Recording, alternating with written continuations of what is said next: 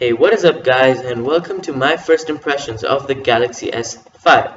I went in store today to have a look at the Galaxy S5. So let me brief you into its features and see if it's worth buying.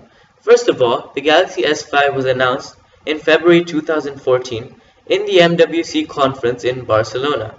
We expected a lot of things from the Galaxy S5, including a 2K display, front-facing speakers, fingerprint scanner, and an all-metal design. But we don't always get what we wish for, and this was the case. From what I saw in the leaks leading up to the Galaxy S5's launch, I refused to believe that Samsung would opt for an all-plastic phone just like the Galaxy S3 and the Galaxy S4. But when I looked at the event that started 10 minutes late, mind you, I was greeted with the all-plastic phone. Now, don't get me wrong, the plastic phone has its pros like a removable back, like on the S3, and a removable battery, but it doesn't look great at all, and there are way better looking phones like the HTC One M8 and the Oppo Find 7. As far as other hardware goes, they've bumped up the screen size from 5 to 5.1 inches. This means you'll be getting the same 1080p experience on your S5 as you were getting on your S4, but with a lower pixel density.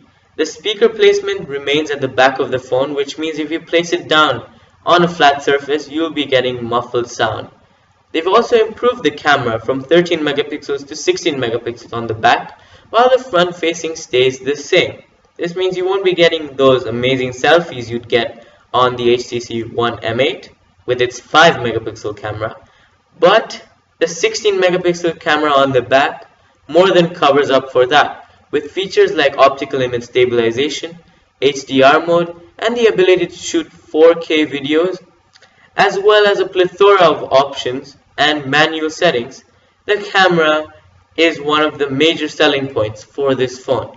For images shot from this phone, you can check out the description for a full gallery. Something new Samsung have added to their hardware collection is a fingerprint scanner. Apple went with it with its iPhone 5s, and so did Samsung with its S5. So the fingerprint scanner is a hit or a miss feature.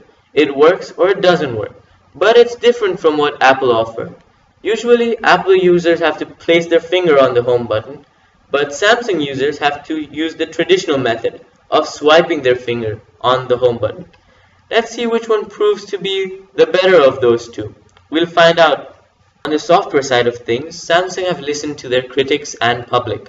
They've made the UI streamlined, less laggy, as well as user-friendly. They've listened to the public and dropped on gimmicky features and opted for more useful ones, rather than just throwing in a truckload of gimmicky features for the user to just show off basically.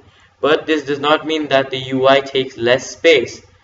Considering the 16GB model, 7GB is non-usable, which means 7GB on your phone is basically occupied with the Samsung UI.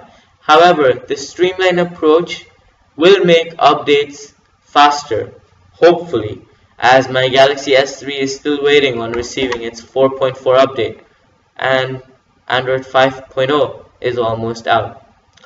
Anyway guys, this has been it.